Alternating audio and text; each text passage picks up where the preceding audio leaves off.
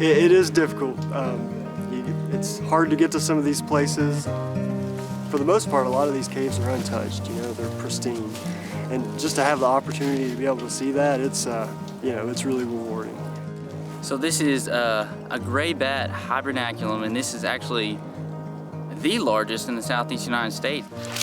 Today we hiked a couple miles and we rappelled 100 foot.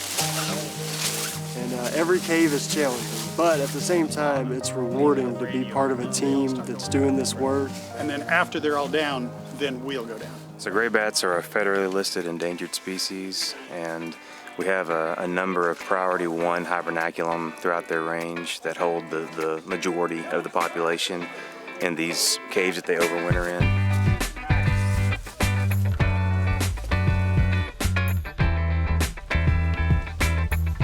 So every 2 years, what we like to do is hit all those priority 1 hibernacula, get a count, and that helps give us the best possible overall population estimate that we can come up with.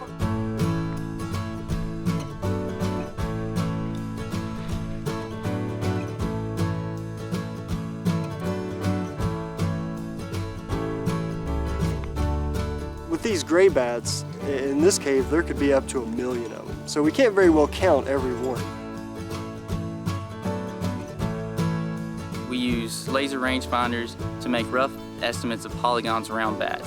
So we'll do a length times a width, and then we'll come up with the overall coverage within that polygon. So you could say it's a 10 by 20 foot cluster, and we'll say 75% of it's covered. Okay, and then you're gonna assign a density to it, how many bats per square foot. And we have those broke down into categories on a data sheet, so it's pretty standardized.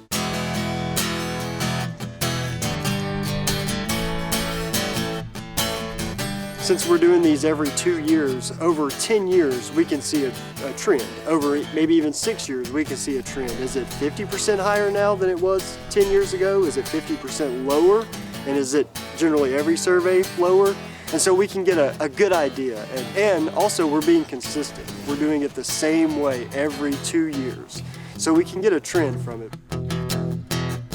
Surveys for gray bats are incredibly important right now because with white nose syndrome in many of these caves and with reductions in some of the population of species like tricolored bat, like northern long-eared myotis, like little brown myotis, we're seeing reductions of up to 90% with those species or more in many cases.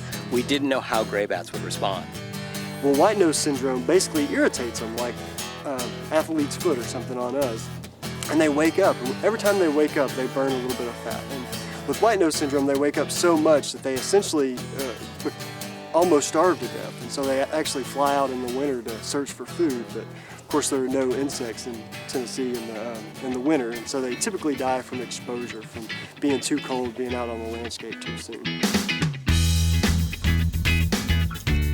They were listed originally due to disturbance in caves like this.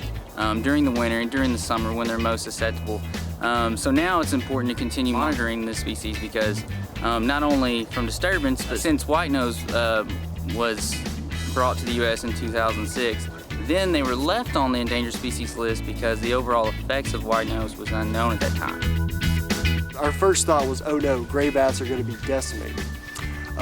Gray bats, they cluster in large clusters. There could be 200,000 bats all together on a wall. And so if one has this fungus that causes white nose syndrome, it's going to spread to all the bats. So we were really concerned that these bats would just be decimated. Because bats are incredibly tough, but they are also incredibly vulnerable at very distinct times in their life history. Repeated disturbance in the wintertime can cause them to burn really precious fat resources and lose water. And they're always surviving on a razor's edge during the wintertime. They have to work all summer to build up enough fat stores in order to be underground and be in extended hibernation for months and months. One thing that people don't realize about bats, not only do they provide billions of dollars annually in pesticide services for agriculture, they are incredibly long-lived. People think of them much like they think of rodents. Rodents are very short-lived and have many, many young. Bats may live 30, 40 years and have a single pup a year for many species. So seeing a reduction in the population, such as white nose syndrome, where you have really, really large declines, even with eradication of that disease, if it were possible, it would be generations before we would start to see any measurable increases in populations. It's been a big question for the U.S. Fish and Wildlife Service and others how much of an effect white nose syndrome would have on gray bats. So this is also an effort to better understand if white nose is going to take an effect. So far, it doesn't seem to be harming them, but you never know when that threshold is going to be reached. So we could have went in there today and found, hundreds of thousands of dead bats on the floor. You don't know until you look. But thankfully, we did not find that, and it appears that another winter is going by without a mass die-off of gray bats, which is a good thing.